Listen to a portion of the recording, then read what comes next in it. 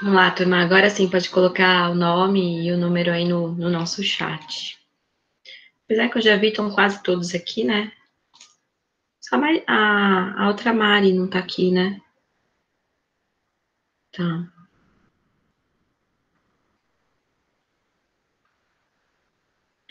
Pessoal, então só para relembrar, vocês estão super adiantados aí em relação à matéria. Nossa prova vai cair só Sartre.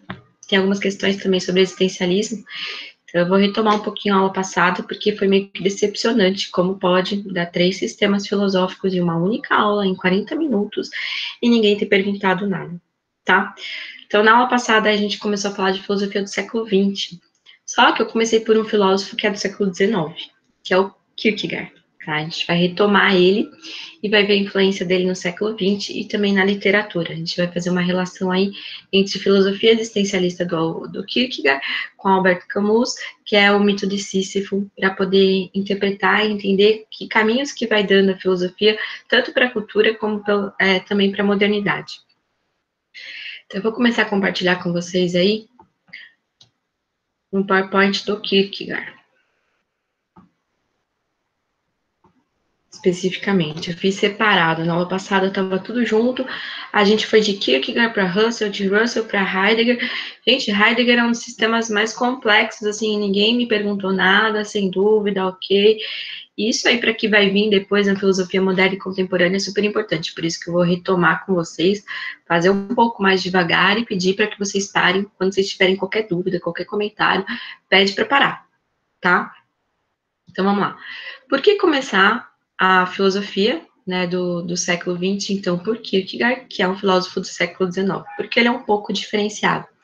Enquanto todo o século XIX constrói a sua filosofia a partir de Hegel, que a gente viu lá no primeiro bimestre, daquela dialética de Hegel, né, que tanto a vontade pessoal como a vontade da comunidade, quando caminham juntos, vai para uma verdade absoluta, um espírito absoluto.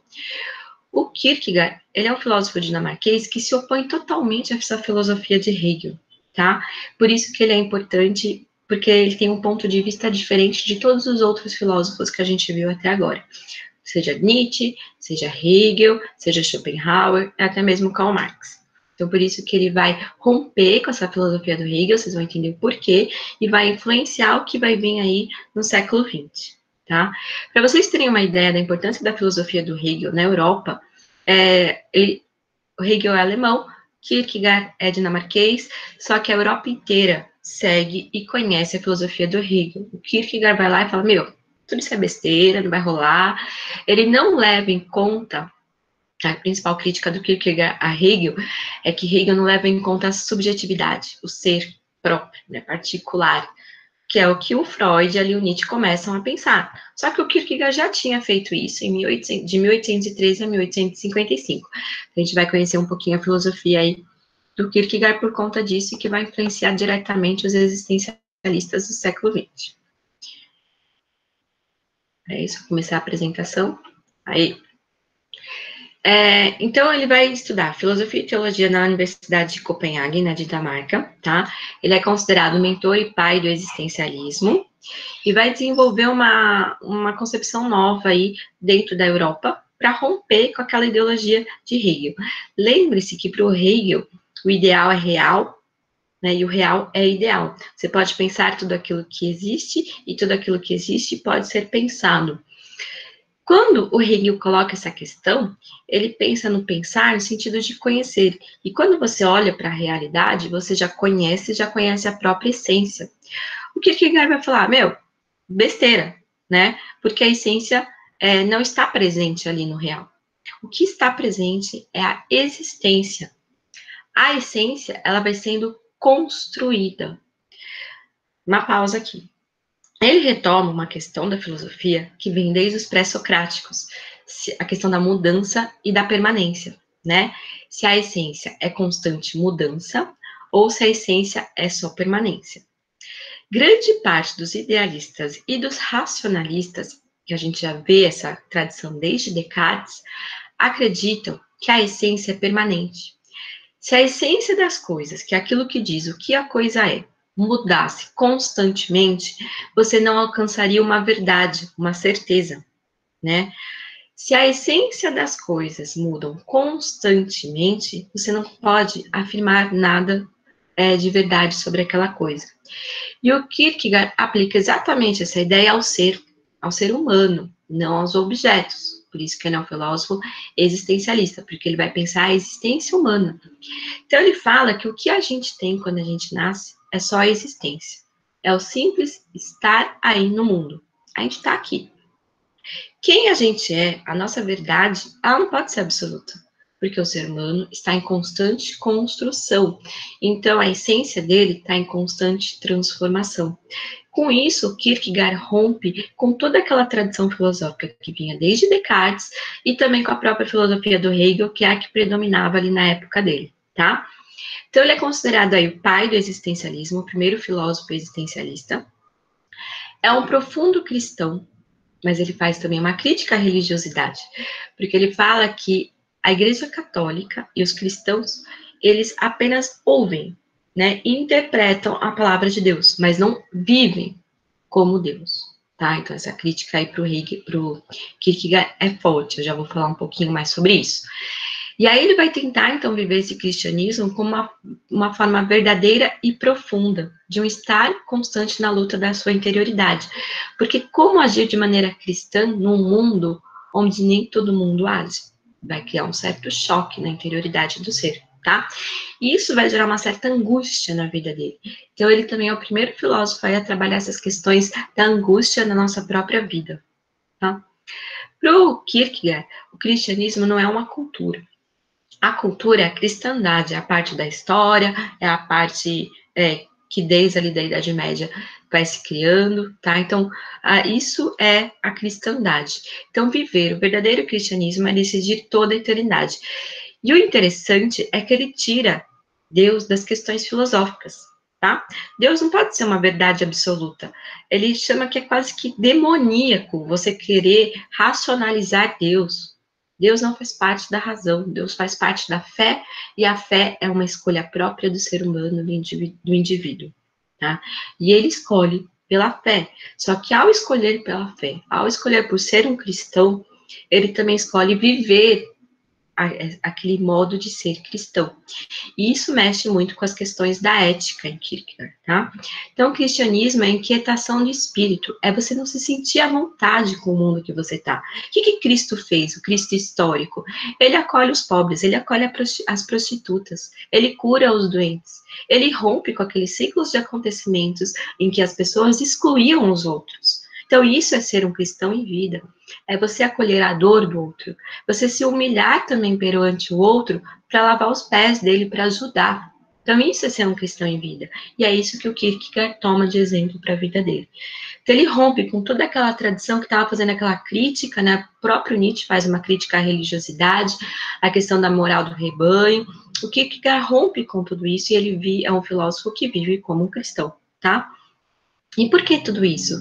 Porque lá nesse eterno construir da sua essência, no fim da sua vida, você, segundo o Kierkegaard, dentro desse pensamento cristão, você vai ter que prestar contas da sua vida, né? A sua essência vai estar pronta.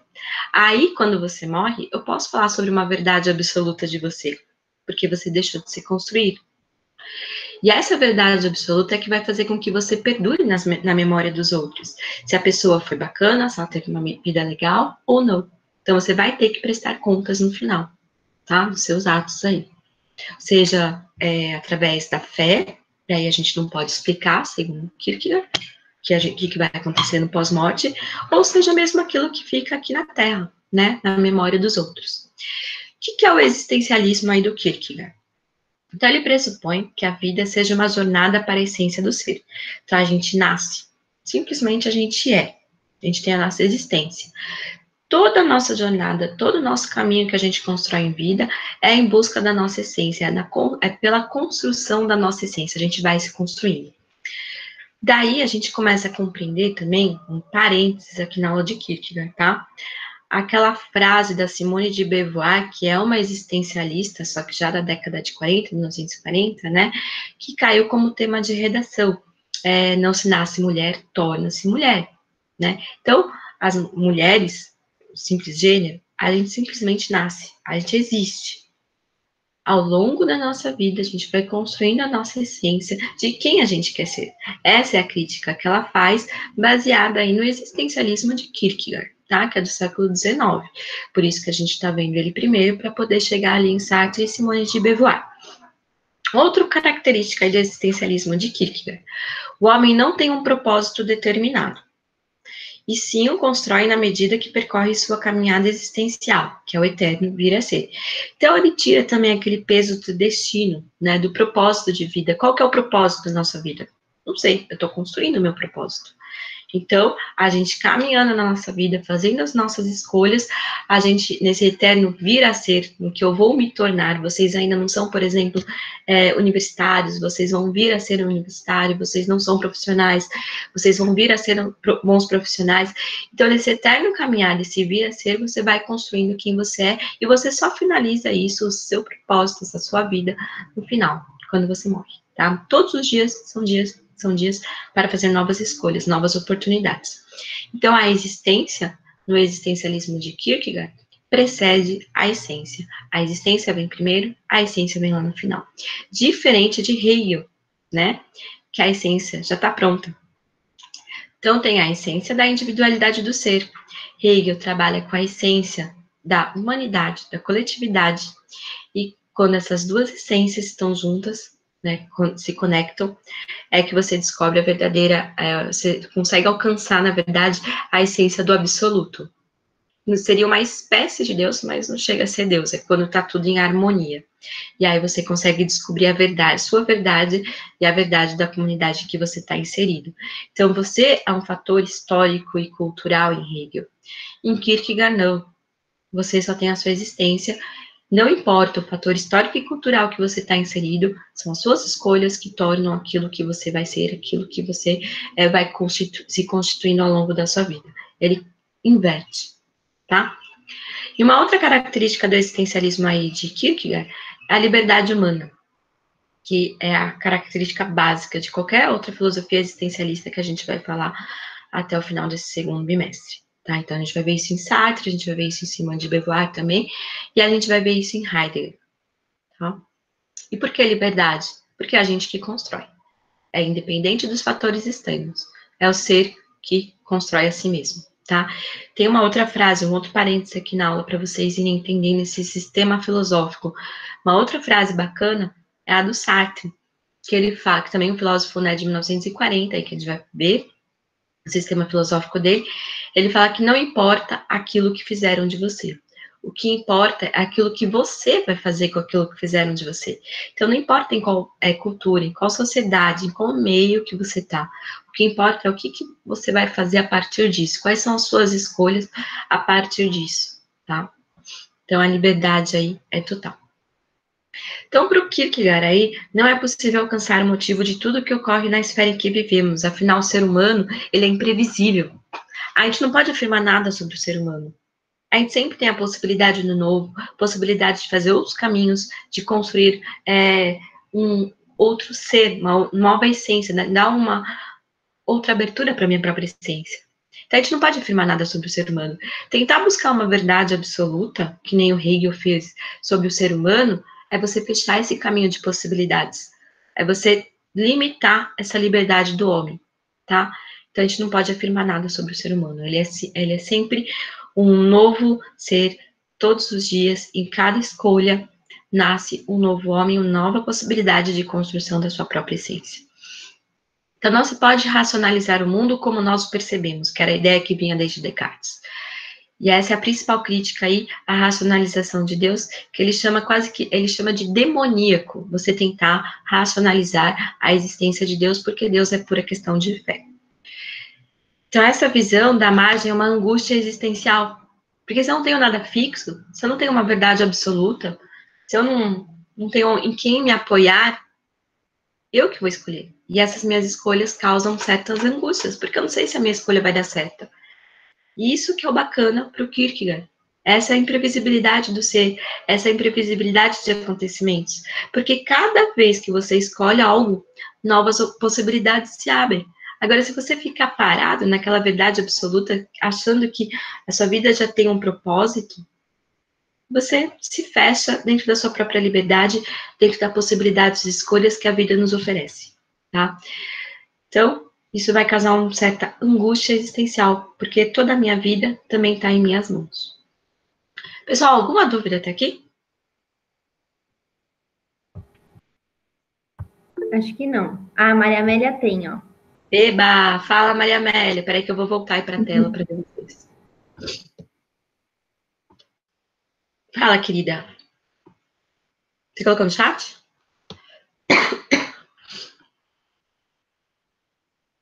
Maria Amélia? Sim, que tem uma verdade absoluta já, Maria Amélia. Peraí, só um minutinho. Eu engasguei aqui, peraí. A Maria Amélia perguntou se o Hegel acreditava que a nossa vida já está determinada, né? Para o Hegel, o ser humano, as nossas escolhas também são fatores da cultura que a gente está inserido, desse espírito objetivo, né? Então, tem o espírito subjetivo, que é o ser, tem o espírito objetivo, que seria a comunidade, a cultura em que você está inserido, e tem o espírito absoluto, que seria a verdade dessa dialética, desse caminhar juntos, né?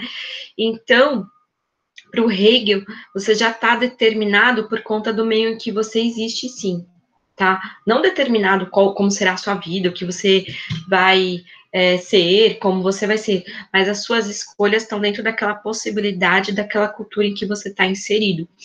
E aí, quando esse espírito subjetivo, que é a escolha, que é a construção da essência do indivíduo particular, consegue se conectar naquele processo dialético, né, com as escolhas do espírito objetivo, que é da comunidade, da sociedade, caminham juntos para esse espírito absoluto, que seria a felicidade, a realização. Em Kierkegaard, não rola nada disso, tá? Independente para o Kierkegaard, uma pessoa que, por exemplo, nasceu num ambiente, numa comunidade pobre, e que vive cercado de violência, tráfico de drogas, pai batendo na mãe, né, uma realidade cruel. Para o Kierkegaard, ele pode romper com tudo isso fazendo escolhas, porque todos os dias ele tem novas possibilidades de escolha. Se ele escolher pela violência, a responsabilidade é dele, porque foi ele que escolheu, porque ele também estava dentro dessas possibilidades de escolha, romper com tudo isso, sair dali e tomar conta da sua própria vida, porque a existência está em suas mãos, tá? Então é uma filosofia muito mais aberta, livre, né? Que tem essa liberdade de possibilidades, tá? E por que tem esse peso da questão da cristandade aí no Kierkegaard? Porque ele também vai fazer uma crítica àqueles filósofos que estavam falando da questão da moral do rebanho, de você seguir uma moral dogmática. Mas ele fala, olha, não, eu tenho a possibilidade de escolher por uma religião ou não, eu escolhi.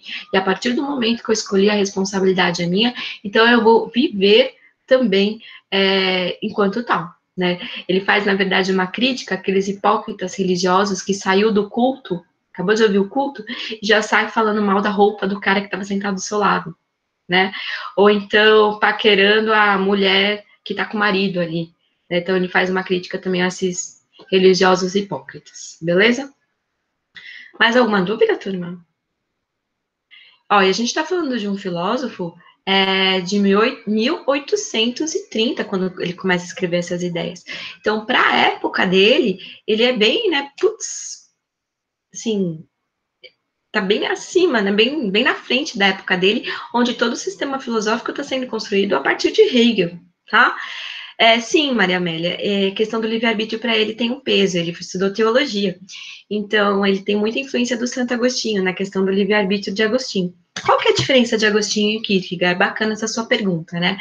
Para o Agostinho, o livre-arbítrio é quando a nossa vontade está rompida, né, entre as coisas pelo mundo, porque o nosso corpo se atrai pelas coisas do mundo, e ele não faz uma crítica a essa escolha, né, o Agostinho está ali na Alta Idade Média, no início da Idade Média, tanto é que ele fala, meu Deus, me faça casto, mas não agora, porque essa vida é boa, prazeres são bons, né, então a nossa vontade está rompida entre as coisas do mundo e as coisas celestes, porque ele percebe que escolher por um Deus, o Agostinho, né, você consegue ter pelo menos um exemplo de uma felicidade eterna na Terra, porque você vai ter aquela tranquilidade da alma, que já era discutida ali pelos helenistas, tá? Vocês lembram disso, pessoal? Turma? Vocês lembram disso? Filosofia medieval, ano passado, helenistas, beleza, ufa.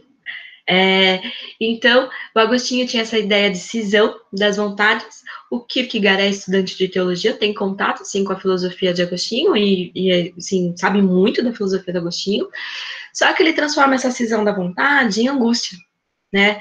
Ele percebe que na modernidade a gente tem uma maneira de você nomear essa cisão da vontade seria angústia, a nossa angústia existencial, né? Do que será minha vida, qual escolha percorrer, qual caminho seguir, e também não é mais uma angústia pelas coisas do céu, pelas coisas da terra, é angústia de escolhas que não são possíveis aqui e agora, na nossa vida, porque a gente só existe, e são essas escolhas que constroem a nossa essência, tá?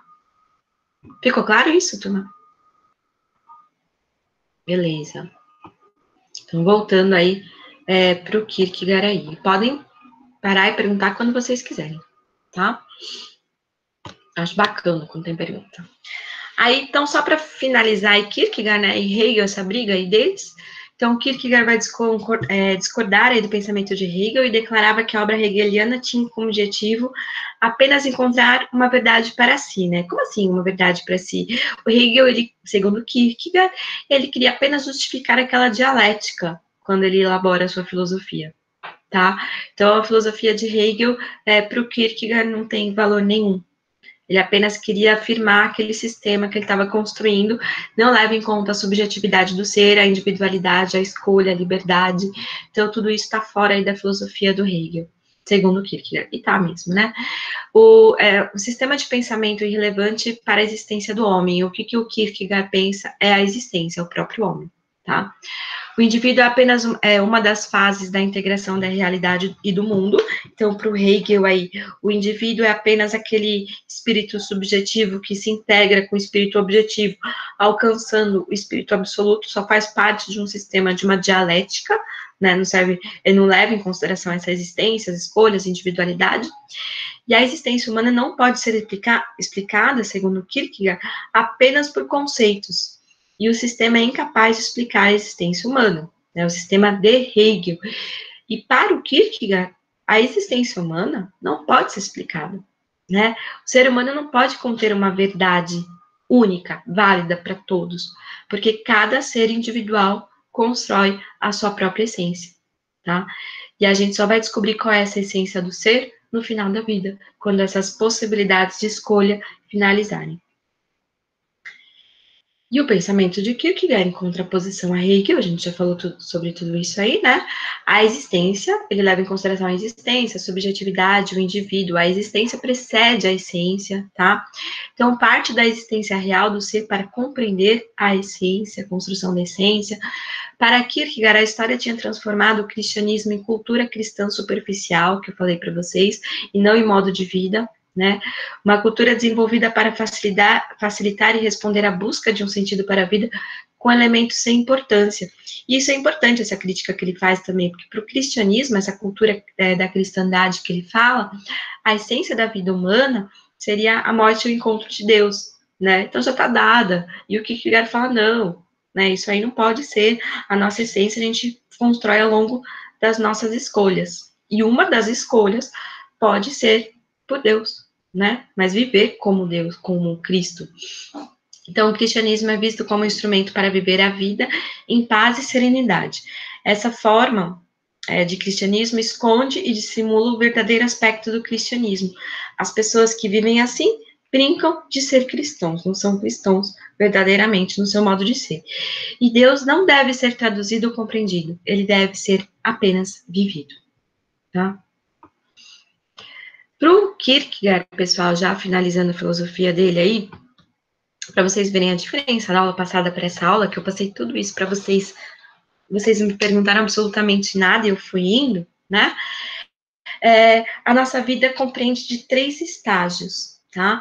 O primeiro estágio, quando a gente está ali na adolescência, pré-adolescência, e a gente faz escolhas por questões mais estéticas, então tem o estágio estético, que é quando a gente escolhe mais por aparência, se liga mais às questões da aparência e da matéria, né? O segundo estágio é quando a gente começa a perceber que existe uma comunidade e pessoas em nossa volta. E é o nosso estágio ético, porque aí você começa a fazer escolhas também pensando no outro. E aqui, de novo, um parênteses na aula sobre existencialismo. A gente vê a frase do Sartre: o inferno são os outros, porque eles influenciam também nas nossas escolhas, tá? A gente já vai falar disso lá na filosofia de Sartre, então a gente tem esse estágio ético. E o terceiro estágio aí seria um pouquinho mais para o fim da vida, quando você percebe que o ser humano não pode ser só isso, só essa parte de biológica, só essa vida cheia de rotinas, mas que o ser humano vai além disso, é o estágio religioso, que aí você começa a pensar sobre as questões da alma do ser, tá? Então, o estágio religioso não é necessariamente ligado a uma religião, mas a questão da interioridade da alma, interioridade do ser. Então, esses 3 estágios aí compõem a vida do ser humano. Isso seria parte de todos nós, tá? Então, o ser humano é finito e tem que constantemente fazer escolhas na vida. Essas escolhas podem levar o indivíduo a uma vida ética, e essa vida ética pode levar a pessoas a uma vida de fé. E é na fé que o sujeito pode se encontrar com a singularidade de Deus. Deus, para o Kierkegaard, se encontra na sua interioridade, na sua singularidade, quando você começa a perceber algumas questões nessa vida ética e passa para a religiosa, tá? A fé vai além da ética. É o exemplo de Abrão, que eu falei para vocês na aula passada também, que é uma escolha trágica e conflituosa, como todas as outras escolhas de um verdadeiro cristão. O que acontece com Abrão, pessoal? Ele ouve os anjos pedirem para eles sacrificarem o próprio filho, né? E aí ele tem aquele conflito na interioridade, mas ele aceita pela fé sacrificar o próprio filho, né? Então, uma questão ali ética e religiosa. E quando ele tá para sacrificar o próprio filho, o anjo chega e fala: olha, Abraão, você provou que a sua fé é realmente acima das questões éticas e não permite com que ele sacrificasse o filho, tá? Ele coloca a fé de Abraão em prova, né, por questões éticas, mas o Abraão escolhe pela religiosidade. Então, isso aí mostra bem claramente o que seria um conflito ético e religioso aí. E a filosofia não deve ser usada para justificar esse cristianismo, pois o verdadeiro cristianismo é crença e não justificação. Se essa crença é subjetiva, ou seja, a relação com Deus é direta, não existe ninguém entre o indivíduo e Deus. A existência humana é liberdade, pois os indivíduos são o que escolheram ser, o que escolhem fazer da sua existência dentro de suas possibilidades, inclusive da possibilidade de não escolher. Não escolher é uma escolha, tá? E ficar paralisado ou de se perder. A percepção dessa possibilidade causa essa angústia pelo futuro a ser definido pela liberdade. Futuro e angústia sempre andam juntos. E para finalizar, o que seria essa angústia, né? A ansiedade, a angústia é um medo fora de foco. É algo disperso, você não sabe qual possibilidade escolher. Focaliza sobre a primeira ansiedade experimentada pelo ser humano, Kierkegaard faz isso. A escolha de Adão em comer da árvore do conhecimento proibido por Deus, tá? Aquela angústia daquele momento ali, entre aceitar ou não morder a maçã. E a angústia vem do fato de a própria proibição por parte de Deus implicar que Adão era livre, que poderia escolher obedecer ou desobedecer a Deus. Então, ali naquela cena, o Adão é livre para escolher. Deus não impõe nada. Tá? Então ele faz esse contraste também pela escolha da religiosidade. Depois de Adão ter comido a árvore, o pecado nasceu, né? Então, segundo Kierkegaard, a angústia precede o prazer. Segundo Kierkegaard, a angústia vem antes aí, ou precede o pecado. A angústia vem antes de você pecar, de você errar ou não. Mas se você errar, novas chances, novas possibilidades aí também se abrem na sua vida. Pessoal, até aqui, alguma dúvida?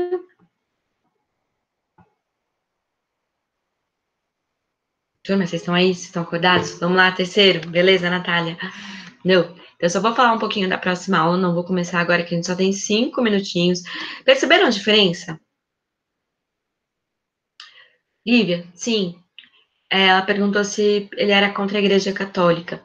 Ele é contra aquela igreja dogmática que obriga, que impõe, sim, porque nada pode ser imposto ao homem, ele tem essa liberdade de escolha, tá? Ele é contra essa. A crítica que ele faz ao cristianismo ter se transformado em cultura é voltado para a Igreja Católica. Ele acha que Deus é uma escolha livre, tá? Vocês viram a diferença de aula? Tá? Eu tô perguntando, parando, interrompendo, por favor, façam isso. Na aula passada foi a maior besteira a gente ter feito 3 sistemas filosóficos de uma vez só. Eu falei por 40 minutos, não ouvi vocês também não falaram, né? E eu falei, gente, não é possível eles terem entendido Kierkegaard, Heidegger e Russell em uma única aula. Vocês viram quanto de Kierkegaard tem para ser trabalhado? Eu montei um slide super detalhado, né, para vocês, tá? E ele vai ser super importante. Na próxima aula, eu só vou mostrar para vocês o que a gente vai ver, não vou falar nada sobre a próxima aula. Existe um mito, tá, que é o mito de Sísifo, que a Albert Camus vai... acabei de desconfigurar. Vai trabalhar um pouco sobre esse mito, e ele vai usar muito da filosofia de Kierkegaard para trabalhar isso, tá? Logo no início lá do livro, ele já fala sobre a questão do absurdo, que é a vida humana, né? A questão do suicídio é muito trabalhado sobre isso, dentro da questão do existencialismo, então a gente vai falar também sobre isso, e em cima dessa, né, da filosofia de Kierkegaard, dessa relação com a literatura, a gente vai fazer a nossa relaboração, tá? Então, a próxima aula é filosofia e literatura, a relaboração eu vou dar um prazo de 20 dias de entrega, relaxa, sei que vocês estão super sobrecarregados. Estrangeiro, Mari, também adoro, né? O Estrangeiro tem muito da filosofia existencialista também. Sartre escreveu livros de literatura e de filosofia. Então, tudo isso aí vai começar a se conectar e configurar o homem moderno, tá? Por isso que foi importante a gente voltar para Kierkegaard, ver direitinho o sistema filosófico dele, para poder entrar em literatura. Vou parar a nossa gravação. A gente tem mais 2 minutinhos de aula. E se alguém quiser perguntar alguma coisa, falar, comentar, tô aqui com vocês.